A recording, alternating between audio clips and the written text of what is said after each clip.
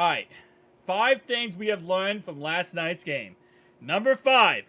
Lou Dini. Lou Dini, but also our defense. Because our defense gets a lot of credit for how they performed last night and how they played. Yes, Lou Dini was causing some major issues for the, Rams with how amazing our, pass rush was, getting after the quarterback, not letting him sit back there, getting stops in the red zone, making key critical stops to, win this game for us. And honestly, what we learned last night, number 5 here, is that our defense could potentially win us by themselves the next couple weeks, right? We saw the Titans last week get destroyed by the Cleveland Browns. How did they get destroyed? The Browns defense dominated. They absolutely dominated versus the Tennessee Titans. So our defense alone could have won that game last night. If we had Jake Browning in, I think we probably could have won with our defense alone. Titans, Cardinals, and Seahawks. All 3 of those offenses, very, very vulnerable versus a good pass rush and a good defense. We will be fine with this defense if we can continue. And now that they got it going, things are going to get really good. All right, number 4. What I just alluded to is actually very true. I think we could have won that game last night with Jake Browning. We could have. Now, obviously, having Joe Burrow in there was amazing, and I loved it. And, you love to see him out there. And obviously, yes, he is our commander-in-chief. But I think last night with our offensive line, yes, Donald did get in on a couple plays. The only plays Donald got in on us, by the way, was when we stopped double-teaming him. We didn't double-team Donald 3 times last night. All 3 times, he got to Joe. He's good. He's good. What do you expect, right? He got 1 sack and he got 2 quarterback hits on in the game. But he's good. And the good thing is, Tennessee, they don't have really that dominant of a pass rusher. Neither does the Cardinals. They don't really have a dominant pass rusher, and the Seahawks don't have a dominant pass rusher. So this is the last dominant pass rusher after 3 weeks of dominant pass rushers we have played that we have to go against, which is awesome. But again, Jake Browning, most likely, if we would have played last night with Jake Browning, I think we could have still won the game with Jake Browning. Yes, obviously, Joe won us the game in the end because him being out there, it meant that the defenses could not, they had to respect the pass at least, right? Because Joe is the best quarterback in the NFL. But at the same time, though, our pass last night didn't look that fantastic. We had 260 yards, 0 touchdowns, 1 interception. And while, yes, we did get a lot of passes down the field, we were able to kind of get the ball out very quickly, very efficiently. I think Jake Browning could have done a very serviceable job there. And I think that with our rushing attack being as good as it was last night, 3.4 yards per carry, 19 carries, 65 yards and a touchdown, I think we could have won. And I'm not saying it would have been lopsided, I would say, as this game was before their final touchdown, where it was 19-9. It might have ended up being 15-13. But I think with our defense playing as well as they were, and our offense, not really looking too fantastic, not too crazy good, but still having some efficiency, I think we could have won with Jake Browning. But again, like I said, I'm happy that Joe played. I'm happy that we won with Joe. And I'm happy that Joe, again, got out of that game. No problems, no injuries, nothing at all. But that's number 4. This team is efficient enough to win without having to utilize Joe Burrow. Joe Burrow, obviously, you want to have him out there. Let's be honest. Okay, so number 3. The run game is real. Now, listen. Last night, the Rams had one motto.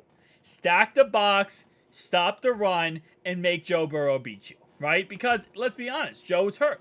He has a calf strain. So the Rams knew in this game, the only way they were going to beat us is by stacking the box, shutting down Joe Mixon, and making Joe Burrow throw the ball. If he throws the ball, there's a chance that Aaron Donald gets some sacks, that they get after Joe Burrow, and that was really their game plan. And they did it very, very well. I mean, again, 19 carries, 65 yards. But you got to think, 65 yards and a touchdown is against a loaded box every single play.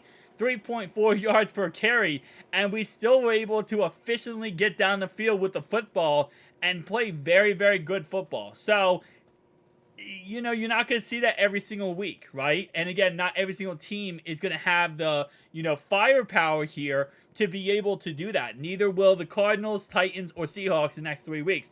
I'm just looking at those 3 weeks for that said reason. We're going to be able to run the ball very efficiently against the next 3 opponents. And if we can get that run game going, it's going to be a very, very long day. Very long day for our next opponents.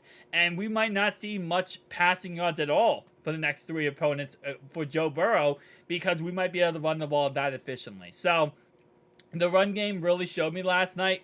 Well, yes, we didn't have as much rushing. We had 49 passing attempts and 23 total rushing attempts in that game.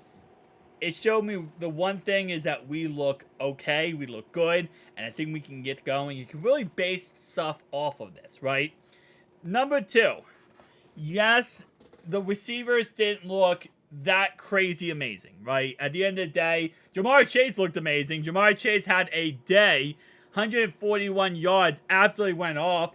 But other than that, Tyler Boyd, 5 receptions, 39 yards. He almost had a pass down the field that ended up getting intercepted. Tanner Hudson had 2 for 30. Really was his day to go off, right? And he did get a lot of targets. He got 4 targets. But the elephant in the room, 8 targets for T. Higgins, 2 receptions.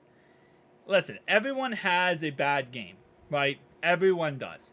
At the end of the day, you can't really look at one bad game and then try to justify it as, oh, well, this guy, clearly he's not that good. Clearly, blah, blah. No, everyone has a bad game. It's the NFL. It's the Pro Football League. Sometimes players play great one night. Some players don't play great one night. Not that big of a deal. But our receiving core really didn't get open much. And that was definitely something that is a little bit of a concern last night. We saw that, well, yes, we did have, 26 passing completions. If you really watched last night, a lot of the throws, and Joe will allude to it himself, he kind of overthrew a lot of passes because obviously he didn't want to take a hit on the play. There's no reason to. And nobody was open. And it felt like a lot of those plays were simply just throwaways. It is what it is. We tried to take some shots down the field. A couple of the T. Higgins there. 2 were overthrown. 1 was a pass interference call on T. Higgins. And, I think that pass interference call is really just him frustrated with how the game's going. So, he went to go for the ball. He shoved the guy to the ground, caught the ball. And I think that was kind of just a frustration type of play, which you got to understand that. That's very understandable. But other than that, though, Jamar Chase went off, but our receiving core did not look that great. And that's definitely a problem. That's definitely a problem that has been happening in the last couple weeks. I think it's going to be a lot better next week versus the Titans and the Cardinals. And the Seahawks, their defenses, we should be able to get this going with our receiving core. But, when you have the best receiving core in the NFL and is some struggles, that's definitely something to take in consideration. And number 1, Joe Burrow's health. Joe Burrow looked good out there. And what I mean is not the performance, I'm talking about his health. He didn't look limpy. He didn't look like he was struggling to get around. He didn't look like, his calf was in pain. You can see his facial reaction. Didn't look like he was in pain. Now, he was a statue. He was. He was a very much a complete statue in this game, which is very expected when, again, he has a calf strain. He doesn't want to risk injury. And this might be how he looks the next couple weeks up to a month. And maybe this is how we avoid resting him, but we do go ahead and keep him on the field so we can win games. And that's going to be, again, just him being a statue. Now, this is not his play style. He alluded to it too in the press conference that, his play style is getting out, moving, extending plays, making plays down the field.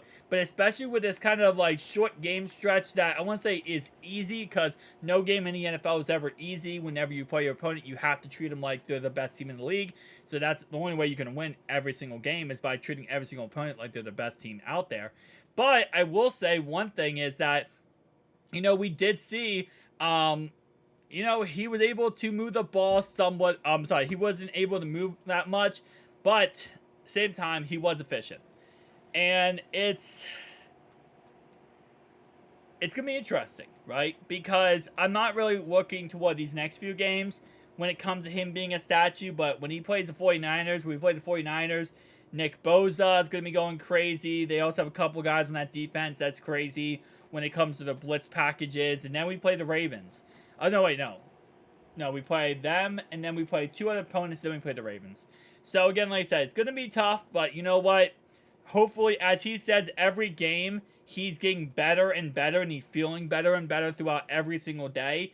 And this is just going to be how it works. Maybe, again, if we do this for the next 3 weeks, go into our bye week, and after our bye week, he feels a crap ton better, he can be more mobile and, kind of extending plays and stuff like that. I will say overall wise, one big takeaway is, again, like I said before, this is a